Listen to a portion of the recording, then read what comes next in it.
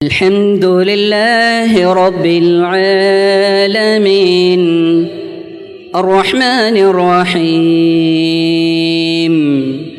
مالك يوم الدين. அஸ்ஸலாமு அலைக்கும் வரஹ்மத்துல்லாஹி வபரகாத்துஹு. அன்பிற்குரிய சகோதர சகோதரிகளே, உலகத்தை படைத்து பரிபாலிக்கிற அல்லாஹ் ரப்புல் ஆலமீன் ஒவ்வொரு மனிதரையும் இன்ன பிற மனிதரை சார்ந்து வாழ்கிற ஒரு நிலையில்தான் இறைவன் மனிதனை படைத்திருக்கிறான். இப்படி படைக்கப்பட்டிருக்கிற மனிதன் அவனுக்கு உலகத்தில் வாழ்கிற நேரத்தில் எண்ணற்ற பல உறவுகளை இறைவன் ஏற்படுத்தியிருந்தாலும் அதில் மிக முக்கியமான ஒரு உறவாக பெற்றோர் பிள்ளை என்கிற உறவை நாம் பார்க்கிறோம். இந்த உறவு முறை ஒரு அழகான ஒரு உறவு முறையாக மார்க்கம் நமக்கு அடையாளப்படுத்தி காட்டியிருக்கிறது. இதில் முக்கியத்துவம் வாய்ந்த விஷயம் என்ன அப்படின்னா, பெற்றோர்களாக இருக்கக்கூடியவர்கள் இறைவன் அவர்களுக்கு வழங்கியிருக்கிற செல்வமான அந்த பிள்ளை செல்வத்தை பெற்றிருக்கக்கூடியவர்கள் எல்லா உயிரினங்களும் பிள்ளை பேறு பெறக்கூடியவர்களாக இருந்தாலும் கூட அதில் இந்த மனிதனுக்கு சில பொறுப்புகளோடு அந்த பிள்ளை பெயரை இறைவன் ஏற்படுத்தியிருப்பதை மார்க்கம் நமக்கு சுட்டி காட்டுகிறது.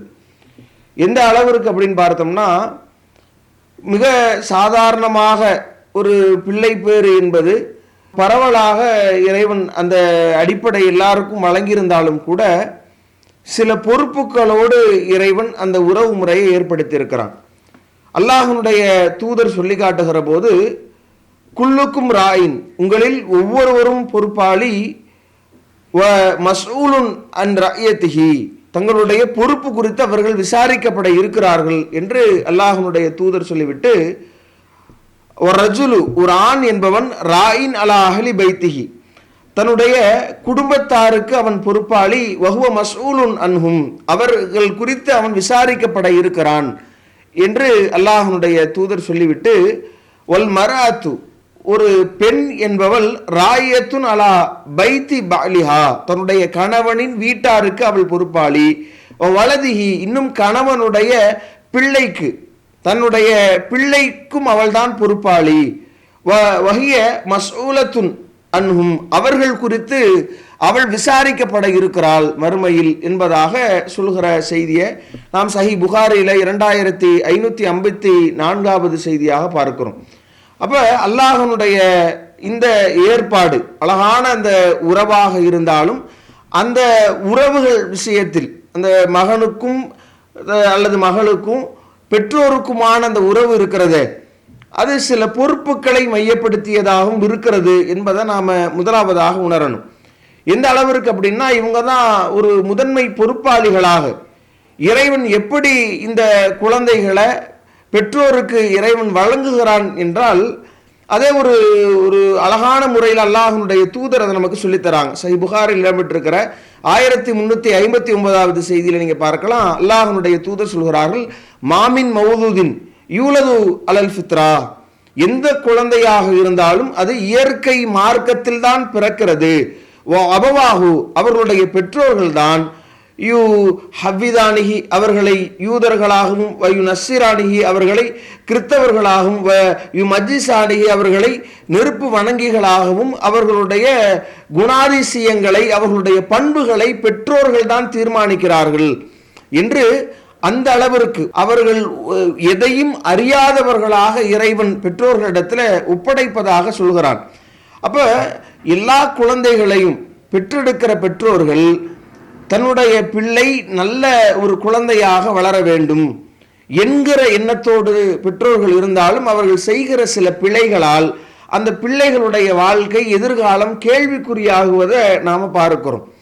முதல்ல நாம் அந்த பிள்ளைகளுக்கு நாம் பொறுப்பாளிகள் என்கிற போது எப்படி உணவளிப்பது அது குறித்து அதற்கு நாம் பொறுப்பாளியோ, உடை அளிப்பதற்கு நாம் பொறுப்பாளியோ, அந்த குழந்தைக்கு பாதுகாப்பளிப்பது குறித்து அதற்கு நாம் பொறுப்பாளியாக இருக்கிறோமோ, அந்த பிள்ளையுடைய நற்பண்புகளுக்கு அந்த பிள்ளையுடைய பண்பு நலன்களுக்கும் நாம் தான் பொறுப்பாளி என்பதை முதன்மை பொறுப்பாக நாம் முதல்ல உணர வேண்டும். ஏன்னா அல்லாஹ்வுடைய திருமறை குர்ஆனுடைய வசனங்களை பார்க்கிற போது அதுதான் பிரதானமானதாக நமக்கு எடுத்து சொல்லப்படுகிறது. இறைவனுடைய தூதர்களாக இந்த உலகத்தில் அனுப்பப்பட்ட பல முன்மாதிரிகளுடைய பிரார்த்தனைகளை இறைவன் திருமறை குர்ஆனில் குறிப்பிடுகிற போதும் கூட அவங்க எப்படி தங்களுடைய பிள்ளைக்காக தன்னுடைய பிரார்த்தனையை அமைத்துக் கொண்டார்கள் என்று சொல்கிற போது நபி இப்ராஹிம் அலைஹிஸ்ஸலாம் அவர்கள் செய்த பிரார்த்தனையை 37வது அத்தியாயத்தினுடைய 100வது வசனத்தில் இறைவன் சொல்லி காட்டுகிறான். ரப்பி ஹப்லி மின சாலிஹின், இறைவா எனக்கு சாலிஹான நல்ல ஒழுக்கம் உள்ள ஒரு பிள்ளையை, ஒரு வாரிசை எனக்கு ஏற்படுத்து என்று இறைவனிடத்தில் பிள்ளை பேரே இல்லாமல் காத்து கிடக்கிற நாளில் கூட பிள்ளைகளை எதற்காக கேட்டார்கள் என்றால் அவர்கள் ஒழுக்கமானவர்களாக நல்லொழுக்கம் உள்ள ஒரு பிள்ளையை எனக்கு தர வேண்டும் என்கிற பிரார்த்தனையை கேட்கிற அளவிற்கு நாம அவங்களுடைய பிரார்த்தனை இறைவன் எடுத்து காட்டுகிறான் என்றால் அப்ப அப்படியான பிள்ளைகளை நாம் உருவாக்கணும். அதுதான் நம்முடைய பொறுப்பு என்பதை முதல்ல நாம உணர வேண்டும்.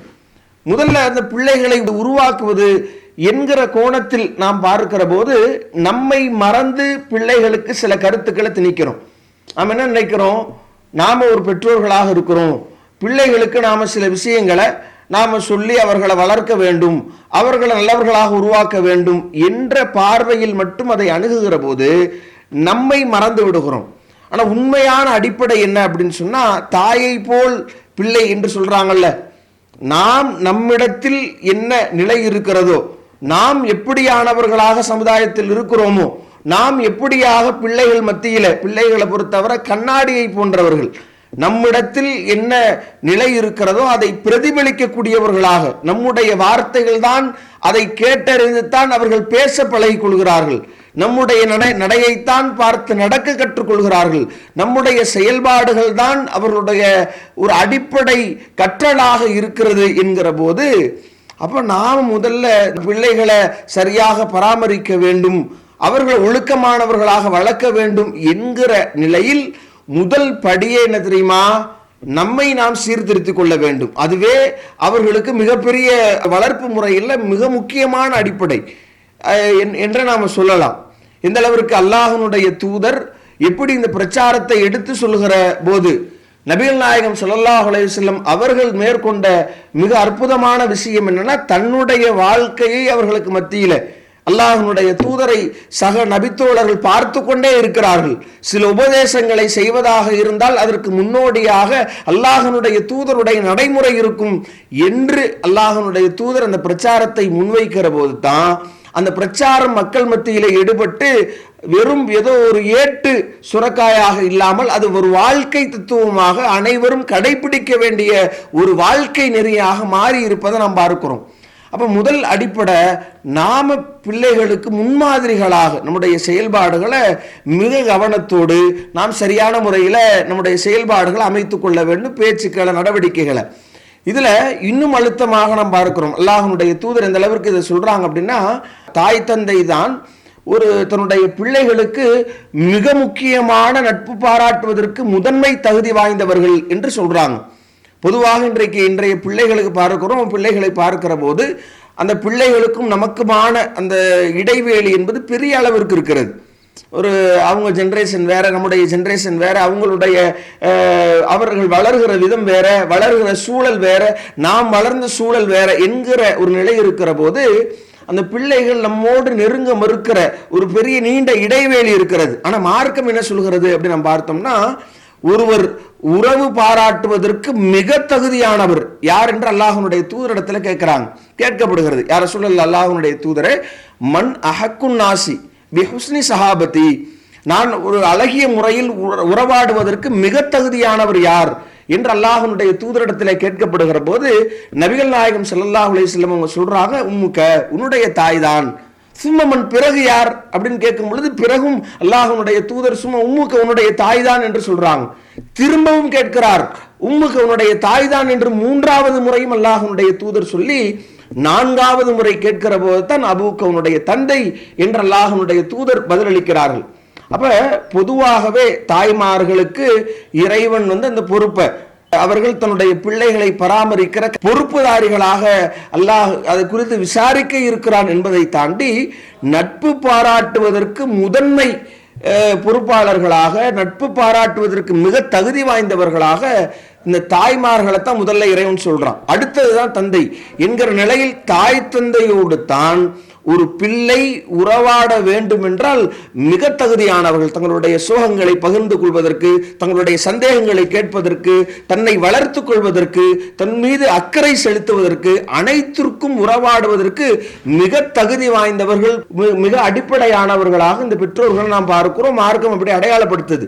அப்ப இந்த அடிப்படையை நாம மனதில் வைத்துக் கொண்டால் நம்முடைய இடம் வேறு யாருக்கும் கொடுக்கப்படக்கூடாது. நாம் அந்த பிள்ளைகளோடு மிக அழகான முறையில் உறவாட தயாராக இருக்க வேண்டும் என்கிற நிலையை நாம் முதல்ல அடிப்படையாக நம்முடைய உள்ளத்தில் வைத்துக் கொள்ள வேண்டும்.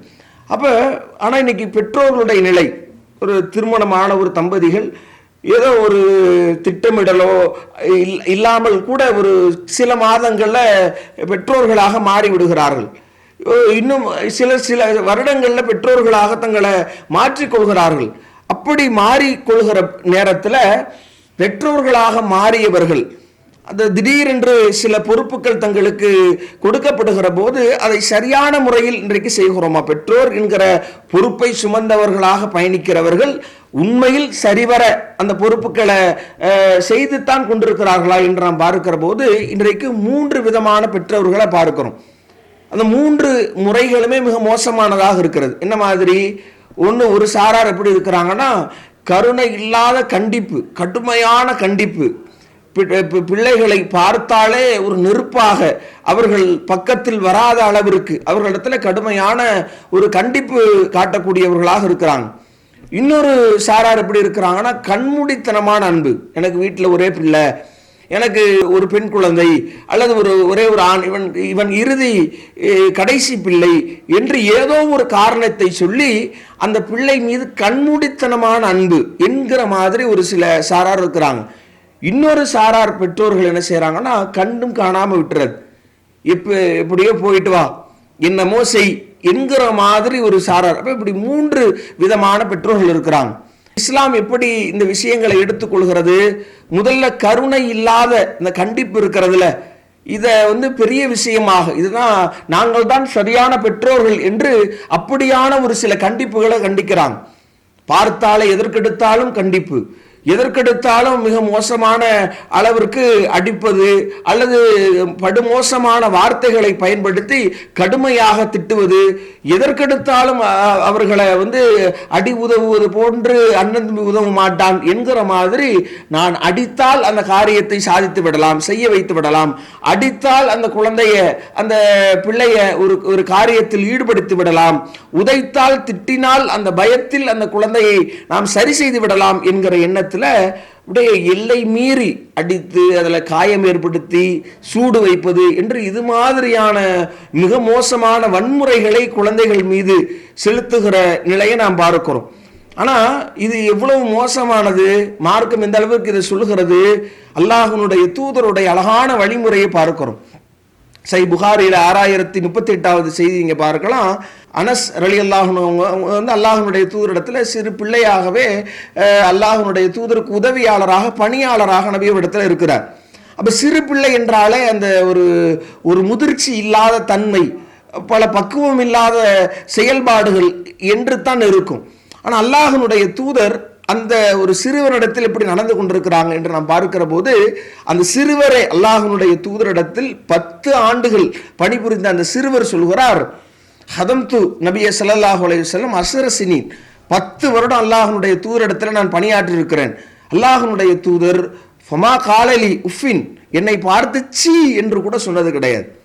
சீ, என்ன இப்படி பண்ணிட்ட, என்ன இப்படி நடந்து கொண்ட, நீயே இது மாதிரியான ஒரு காரியத்தில் ஈடுபட்ட, உன்னை நான் என்ன சொன்னேன், நீ என்ன செய்திருக்கிறாய், நீ எப்படி இப்படி செய்யலாம், எப்படி என்னை கேட்காமல் இப்படி நடந்து கொள்ளலாம் என்று இவ்வளவு கேள்விகள் இல்லை, சீ என்று கூட அல்லாஹ்வுடைய தூதர் என்னை கண்டித்தது கிடையாது.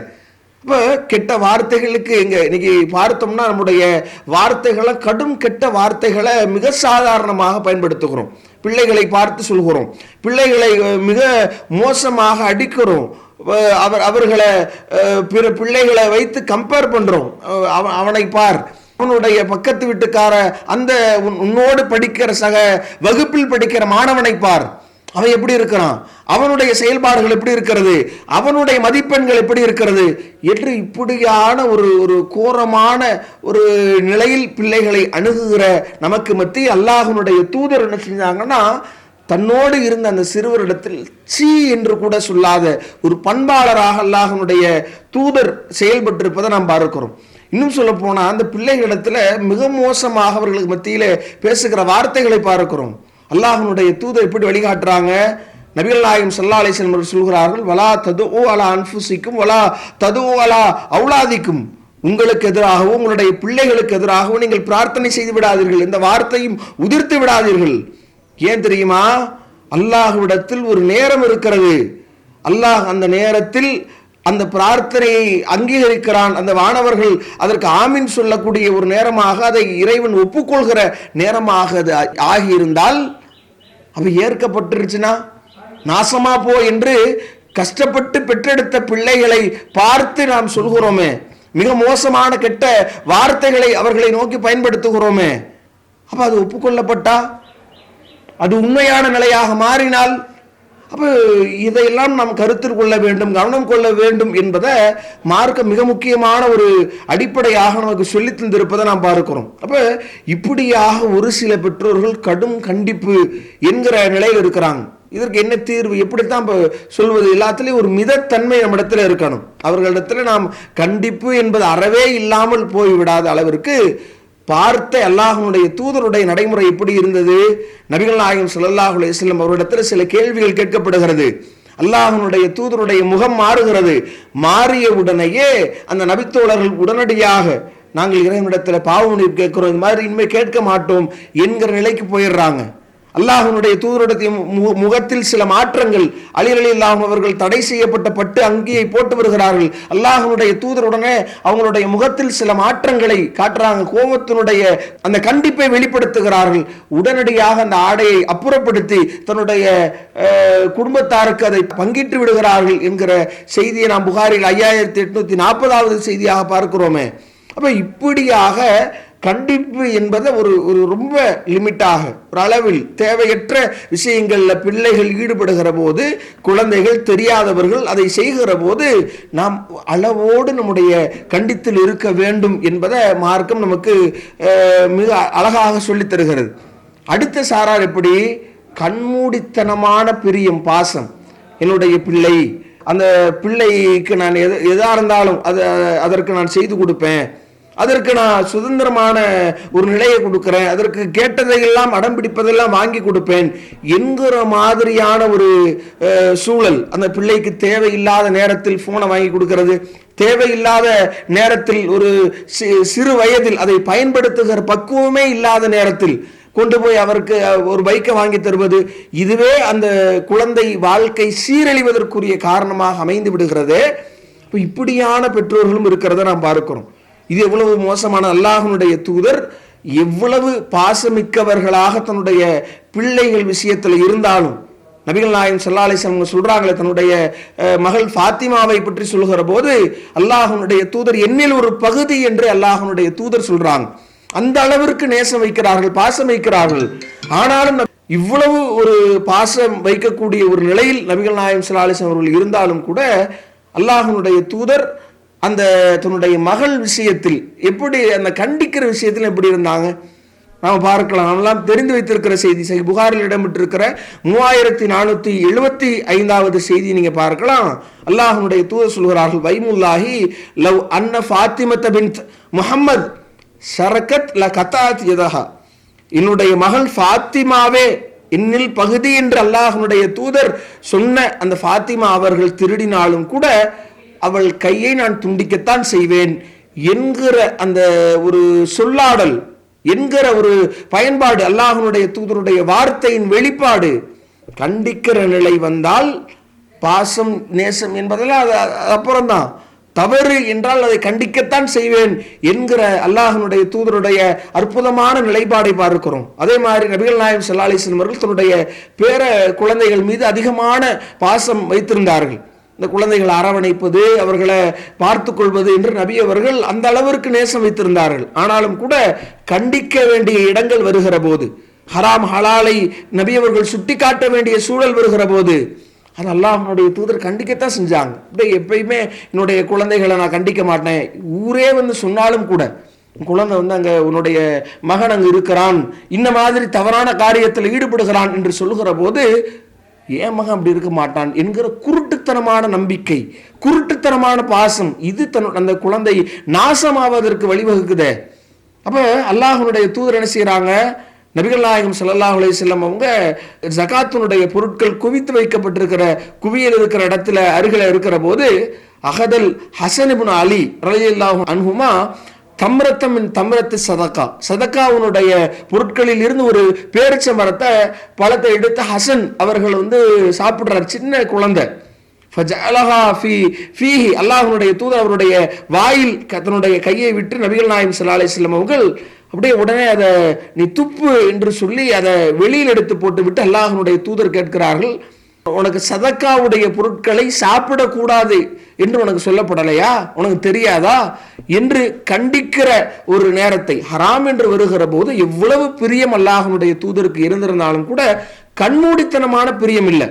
எதை செய்தாலும் ஏற்போம் என்கிற நிலை இல்லை, எதையுமே நான் கேட்க மாட்டேன் என்கிற கண்டிப்பற்ற தன்மையும் இருந்துவிடக் கூடாது என்பதற்கு அல்லாஹ்வுடைய இந்த செயல்பாடுகள் மிக முக்கியமானதாக இருக்கிறது. குறிப்பாக தாய்மார்கள், அவங்க ஒரு பிள்ளைகள் எதை செய்தாலும் அதை அனுமதித்து விடலாம் என்கிற மாதிரியான ஒரு மனநிலை. அப்போ இப்படியான ஒரு சூழ்நிலையை அந்த தாய்மார்கள் என்ன செய்கிறாங்க அப்படின்னா, தன்னுடைய பிள்ளைகள் எதை செய்தாலும் நாம் அங்கீகரித்து விடலாம், அதை வந்து நாம் கண்டுகொள்ளாமல் இருந்து விடலாம் என்கிற மாதிரியான சில நிலைகளை நாம் பார்க்கிறோம். அப்போ அந்த நிலையும் இருந்து விடக்கூடாது என்பதில் மார்க்கம் நமக்கு அறிவுறுத்துகிறது. அடுத்து மூன்றாவது சாரார்களை நாம் பார்க்கிறோம், எதையும் கண்டு கொள்ளாத பெற்றோர்கள். ஒரு சாரார் அதிகமான கண்டிப்பு, ஒரு சாரார் அதிகமான அன்பு என்று இப்படி இரண்டு வெவ்வேறு எதிர் துருவங்களாக இருக்கிற பெற்றோர்கள் ஒரு புறம் இருந்தால், எதையுமே கண்டு கொள்ளாத நிலை. பிள்ளை என்ன படிக்கிறான் தெரியாது, பிள்ளைக்கு எங்கு போய் வந்து கொண்டிருக்கிறான் அது தெரியாது, பிள்ளையினுடைய சூழல் என்ன அது தெரியாது, இப்படியே எதையும் அறியாதவர்களாக அந்த பிள்ளைகளுடைய எதிர்காலம் பெரிதளவில் பாதிக்கிற ஒரு சூழலில் கண்டும் காணாதவர்களாக பல பெற்றோர்கள் இருக்கிறத பார்க்கிறோம். அப்போ எதற்காக நாம் சம்பாதிக்கிறோம், எதற்காக ஓடிக்கொண்டிருக்கிறோம் என்று தெரியாமல் தன்னுடைய நேரங்கள் முழுவதையும் வியாபாரத்தில், பொருளாதாரத்தை சேகரிப்பதில் இப்படியே ஓடிக்கொண்டு தன்னுடைய ஆண் பெண் இருவரும் இன்றைக்கு வேலைக்கு போகிற சூழல்கள் எல்லாம் பிள்ளைகள் கண்டும் காணாதவர்களாக, அப்படியே அவர்களுடைய நிலைகளே தெரியாதவர்களாக இன்றைக்கு ஓடிக்கொண்டிருப்பதை பார்க்கிறோம். யாருக்காக உழைப்பதாக சொல்லிக் கொள்கிறோமோ அந்த பிள்ளைகள் மகிழ்ச்சியாக, அந்த பிள்ளைகள் தங்களுடைய கருத்துக்களை பகிர்ந்து கொள்வதற்கு ஒரு உறவாக, தனக்கு நெருக்கமான உறவாடுவதற்கு மிக தகுதியான பெற்றோர்களிடத்துல பேசி அதற்கான நேரம் ஒதுக்கீடு கூட எனக்கு கிடையாது. அப்போ மார்க்கம் இது எப்படி சொல்லுது, குழந்தைக்கான நாம் நேரம் ஒதுக்கணும், அவர்களோடு நாம் குஞ்சி மகிழ வேண்டும். அல்லாஹ்வுடைய தூதர் எந்த அளவிற்கு அதை சொல்லி காட்டுறாங்க. நபிகள் நாயகம் ஸல்லல்லாஹு அலைஹி வஸல்லம் அவங்க ஹசன் பின் அலி ரலியல்லாஹு அவர்களை தன்னுடைய பேர குழந்தையை அப்படியே முத்தமிடுறாங்க. முத்தமிடுகிற போது அங்கு வந்த அந்த கிராமவாசி அக்கரா பின் ஹாஃபிஸ் என்கிற அந்த கிராமவாசி என்ன சொல்கிறாருன்னா, எனக்கு 10 குழந்தைகள் இருக்கிறார்கள், ஆனால் நான் யாரையுமே இது வரைக்கும் முத்தமிட்டதில்லை என்று சொல்லும் பொழுது அல்லாஹ்வுடைய தூதர் என்ன சொல்றாங்கன்னா, மல்லா யர்ஹம் லா யுர்ஹம், யார் அன்பு காட்டவில்லையோ அவர்கள் அன்பு காட்டப்பட மாட்டார்கள், இறைவனிடத்தில் அன்பு காட்டப்பட மாட்டார்கள். முத்தமிடணும், குழந்தைகளை அரவணைக்கணும், அப்படி இருப்பதுதான் இறைவனிடத்தில் உனக்கு அன்பை பெற்றுத்தர அது அடிப்படையாக அமையும் என்று அல்லாஹ்வுடைய தூதர் சொல்கிற செய்தியை சஹீஹ் புகாரில் 5997வது செய்தியாக பார்க்கிறோம். அப்போ இப்படியான ஒரு பிள்ளைகளுக்காக நம்முடைய நேரத்தை ஒதுக்குவது, அவர்களுக்கு இருக்கிற பிரச்சனைகளை கேட்டறிவது, அவர்களை பாராட்டுவது, நல்ல விஷயங்களை அவர்கள் செய்கிற போது பாராட்டுவது, தீமையான விஷயத்திற்கு அவர்கள் செல்லுகிற போது அதற்கு உரிய அறிவுறுத்தல்களை வழங்கி அவர்களை தடுத்து நிறுத்துவது என்கிற மாதிரியான ஒரு சூழலை நாம் வளர்த்து கொள்ள வேண்டும் என்பதை அல்லாஹ்வுடைய தூதருடைய இந்த செயல்பாடுகள் நமக்கு உணர்த்துகிறது. அப்போ இன்னும் நாம் இன்றைக்கு அந்த பிள்ளை வளர்ப்பில் நாம் பார்க்கிற போது அவர்களிடத்தில் இருக்கக்கூடிய விஷயங்களை, நமக்கும் அவர்களுக்குமான இடைவேளி அதிகமாவதற்கான காரணம் என்ன அப்படின்னா, பிள்ளைகள் பேசுவதை நேரம் கொடுத்து கேட்பதற்கே தயார் இல்லை. பிள்ளை என்ன நடக்கிறது, என்ன நடந்துச்சு, என்ன சூழல், அதை நம்மிடத்தில் பகிர வருகிற போது அதற்கான நேரம் ஒதுக்கீடு என்பது நம்மிடத்தில் இல்லை. என்ன இதெல்லாம் என்கிட்ட சொல்ற, இல்லை எனக்கு வேலை இருக்கு கேட்க முடியாது என்று வேலை வேலை என்று நான் பிள்ளைகளுக்காகத்தான் சம்பாதிக்கிறேன் என்று ஒரு காரணம் சொல்லி, ஆனால் அந்த பிள்ளைகளோடு நெருங்காம, அவங்களுடைய பிரச்சனைகளை கேட்டறியாம, அவர்களுடைய மன குமுறல்களை, அவர்களுடைய சந்தோஷங்களை நம்மோடு அவர்கள் பகிர விடாமல் தடையாக இருக்கிற ஒரு நிலை நம்மையும் அவங்களையும் வித்தியாசப்படுத்துது. அவர்கள் வேறு இடத்தில் அந்த அன்பை தேடி அவர்கள் இன்றைக்கு பெற்றோர்களை கைவிட்டு வேறொரு நபரோடு ஓடுகிற நிலை, வேறொரு நபரோடு சேர்ந்து கெட்ட கலாச்சாரங்களை, கெட்ட பண்புகளுக்கு உரியவர்களாக தங்களை மாற்றிக்கொள்கிற அந்த அரவணைப்பை தேடி அவர்கள் இப்படி தரிகட்டு போகிற நிலையை நாம் பார்க்கிறோம்.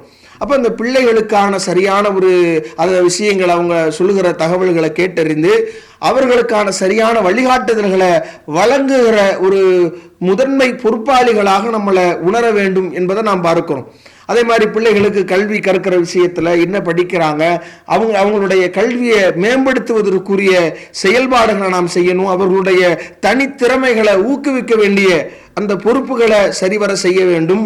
அவங்க வெற்றி கிடைக்கல, அவங்க ஒரு தோல்வி ஒரு விஷயத்தில் அடைகிறார்கள் என்றால் அதில் அவர்களை ஊக்கப்படுத்தி அவங்களை சரியான நிலைக்கு கொண்டு போய் சேர்க்கிற பொறுப்பை நாம் கையாள வேண்டும். ஆனால் இன்னைக்கு சூழல்கள் எப்படி இருக்கு அப்படின்னா, நாம் சில நபர்களோடு ஒப்பிட்டு அவர்களுக்கே நாம ஒரு தாழ்வு மனப்பான்மையை உருவாக்குகிற ஒரு சூழ்நிலையைத்தான் இன்றைக்கு நாம் பார்க்கிறோம். அப்போ அவங்களுடைய உணர்வுகளுக்கு சரியான முறையில் மதிப்பளித்து அவர்களுடைய நிலைகளை நாம் ஒவ்வொரு விஷயத்தையும் உபதேசங்கள் மூலமாக, அப்படியே எதுவாக இருந்தாலும் மணிக்கணக்காக ஏதோ பிரச்சனை என்று வருகிற ஒரு நேரத்தில் உட்கார வைத்து பேசுவது எந்த விதத்திலும் பிரயோஜனமாகாது. அன்றாடம் அவர்கள் செய்கிற விஷயங்களை நாம் அரவணைத்து அதை கேட்டறிந்து அவர்களுடைய அன்றாட செயல்பாடுகளை நாம் கண்டறிந்து அதை அவ்வப்போது திருத்தி கொடுத்து சரியான உபதேசங்களை அவ்வப்போது நாம் செய்கிற போது தான் அவர்களிடத்தில் அந்த மாற்றத்தை நாம் செய்ய முடியும். அவர்களிடத்தில் அந்த நற்பண்புகள் குறித்து, அவர்களுடைய கடவுள் கோட்பாடுகள் குறித்து நாம சரியான முறையில் அவர்களுடைய அந்த நிலைப்பாடுகள் குறித்து பேசணும். எவ்வளவு திருமறை குர்ஆனுடைய வசனங்கள் அதற்கு முன்மாதிரிகளாக பார்க்கிறோம்.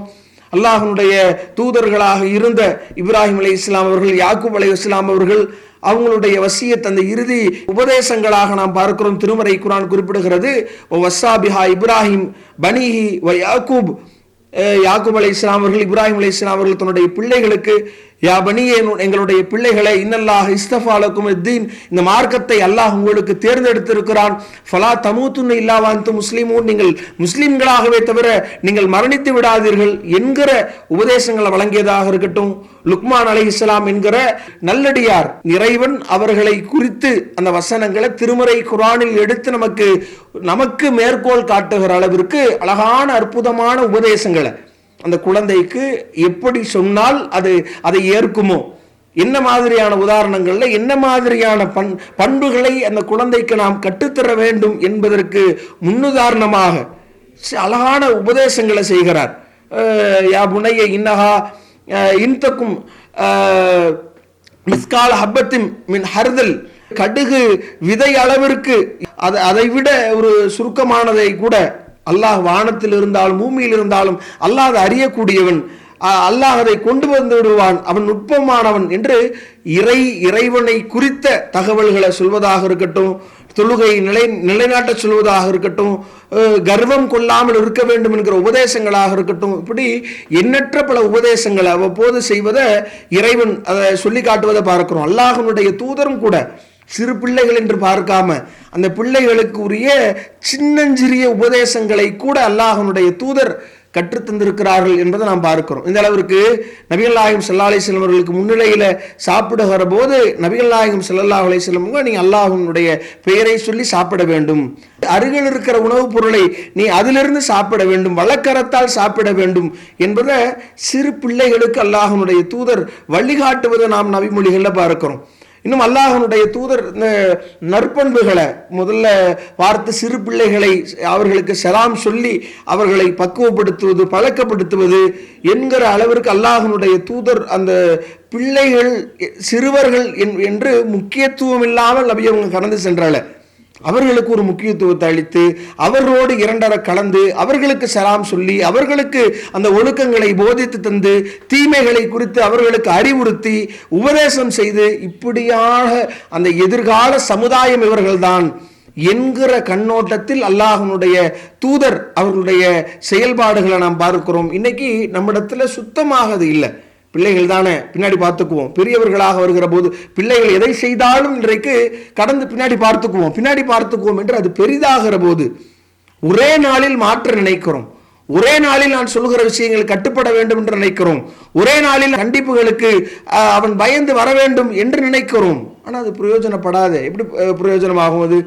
அப்போ மார்க்கம் அதில் ஒவ்வொரு பக்கமும் நீங்கள் போய் சொல்லாமல் நீங்கள் சரியான முறையில் உறவுகளை பேணுகிற விஷயத்தை எல்லாம் இன்றைக்கு நீ உன்னுடைய தங்கையிடம் உன்னுடைய அண்ணனிடம் தம்பியிடம் சரியாக நடந்து கொள்ள வேண்டும் என்று உபதேசங்களாக செய்கிறோம். ஆனால் நாம் நம்முடைய உறவுகள் குறித்து பிள்ளைகளுக்கு முன்னிலையிலேயே பேசுகிற பேச்சை என்னன்னா அவன் சரியில்லை இவன் சரியில்லை அவனை வெட்டி விடணும் அவர்களை மதிக்கக்கூடாது என்கிற கோணத்தில் நாம் நம்முடைய பேச்சுக்களை அமைத்து அவர்களுக்குள் மட்டும் நல்ல உறவு முறைகள் இருக்கணும், பிள்ளைகளுக்குள்ள நல்ல உறவு முறை இருக்கணும்னா எப்படி அது முறையாக இருக்கும், எப்படி அது அவர்கள் அப்படி தங்களை வார்த்தெடுக்க முடியும், அவர்களுடைய கருத்துக்களை அவர்கள் பகிர்ந்து கொள்ள நாம் அனுமதிப்பது, அவர்களை ஊக்கப்படுத்துவது என்று இப்படியான நிலைகள் நம்ம இடத்துல இருக்கணும். இன்னைக்கு ஒதுக்கி விட்டுறோம்.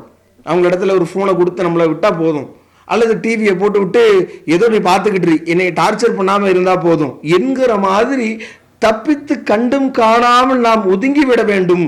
தேவையான நேரத்தில் நாம் சொல்கிற போது அவர்கள் மாறிவிட வேண்டும் என்கிற எண்ணம் நம்மிடத்தில் இருந்தால் ஒருபோதும் அப்படி ஒரு மாற்றம் இருக்காது.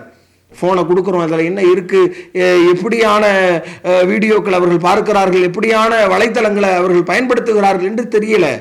டிவியை போட்டு விடுறோம், அதுல என்ன மாதிரியான கருத்துக்கள் அவர்களுடைய உள்ளத்தில் பதிய வைக்கப்படுகிறது என்று நாம பார்ப்பது கிடையாது. என்ன மாதிரியான காட்சிகள், கோர காட்சிகள் காட்டப்படுகிறது, அந்த காட்சிகள் பிஞ்சு உள்ளத்தில் எப்படி ஒரு நஞ்சை விதைத்திருக்கிறது என்கிற கவனம் இல்லை. அப்போ அந்த குழந்தை மாறி ஒரு மிக மோசமான நிலைக்கு வந்தவுடனேயே நாம் பதறிப்போய் ஏதாவது பிரயோஜனம் இருக்குமா?